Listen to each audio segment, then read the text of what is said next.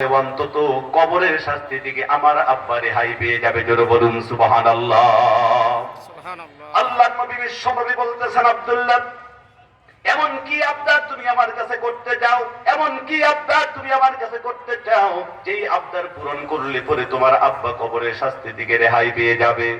আব্দুল্লাহ বলতেছে, ইয়া রাসূলুল্লাহ, ইয়া হাবিবাল্লাহ, আপনি আগে আমার কাছে ওয়াদা করুন, বলুন আপনি আমাকে ফিরিয়ে দিবেন না, আমার আবদার তিনটা আপনি কবুল করে নেবেন, পূরণ করে দিবেন। আল্লাহর নবী বলতেছেন, আব্দুল্লাহ, চোখের পানি মুছে ফেলো, চোখের পানি মুছে ফেলো। আমি তোমার চোখের পানি সইতে পারি না রে আব্দুল্লাহ। আমি কথা দিলাম, আমি মুহাম্মাদুর রাসূলুল্লাহর দ্বারা যদি তোমার আবদার পূরণ করা সম্ভব হয়, তোমার তিনটা আবদার আমি পূরণ করে দিব। জোরে বলুন সুবহানাল্লাহ। আমার মুসলমান ভাইরা, কবির মনোযোগ।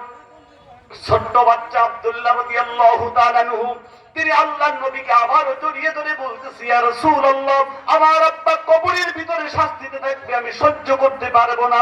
ওগো আল্লাহর নবী, আমি আপনার কাছে এক নম্বরে যে আবদার পেশ করতে চাই, এক নম্বরে যে আবদার আমি পেশ করতে চাই, ওই আবদারটা হলো, নবীজি, দয়া করে মেহেরবানি করে আপনার গায়ের একটা জুব্বা দয়া করে আমার আব্বার কাফনের জন্য একটু দিয়ে দিন। ওগো আল্লাহর নবী, আমার বিশ্বাস হলো আপনার গায়ের একটা জামা দিয়ে, আপনার গায়ের একটা জুব্বা দিয়ে যদি আমার আব্বার কাপড়ের কাপড় পরানো হয়, আপনার জামা যদি আমার আব্বার গায়ে থাকে, এই অবস্থায় যদি কবর দেওয়া হয়, আমার বিশ্বাস অন্তত কবরের শাস্তি আমার আব্বার কাছে আসতে পারবে না। আল্লাহর নবী বলতেছেন, আব্দুল্লাহ, দ্বিতীয় নম্বর আবদার বলে ফেলো। আব্দুল্লাহ বলতেছে, ইয়া রাসূলুল্লাহ, ইয়া হাবিবাল্লাহ, আমার দ্বিতীয় নম্বর আবদার হলো, অন্য কোন সাহাবীর মাধ্যমে, অন্য কোন সাহাবীর মাধ্যমে আমার আব্বার জানাজার ইমামতি আপনি করাবেন না। ইয়া রাসূলুল্লাহ, ইয়া হাবিবাল্লাহ, দয়া করে মেহেরবানি করে আপনি নিজেই উপস্থিত হয়ে নিজেই আপনি আমার আব্বার জানাজার ইমামতিটা করবেন।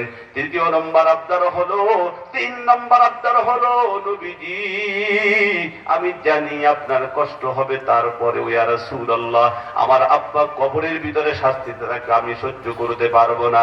ইয়া রাসূলুল্লাহ, আমার তৃতীয় নম্বর আবদার হলো, অন্য কোন সাহাবীর মাধ্যমে আমার আব্বাকে আপনি কবরের ভিতরে রাখবেন না, আপনি দয়া করে মেহেরবানি করে কবরের ভিতরে নিজেই নেমে গিয়ে নিজের রহমতি আর বরকতি হাতে আমার আব্বাকে কবরে রেখে দিবি।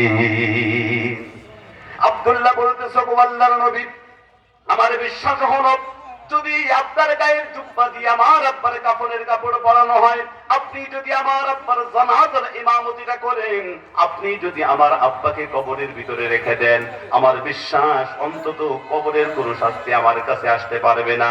আল্লাহর নবী বলতেছেন, গভীর মনোযোগ, গভীর মনোযোগ, সামনেই হলো মূল আলোচনার বিষয়টা। আল্লাহর নবী বলতেছেন, আব্দুল্লাহ, তুমি চোখের পানি মুছে ফেলো, যাও যাও যাও, তোমার তিনটা আবদার আমি কবুল করে নিলাম। জোরে বলুন সুবহানাল্লাহ।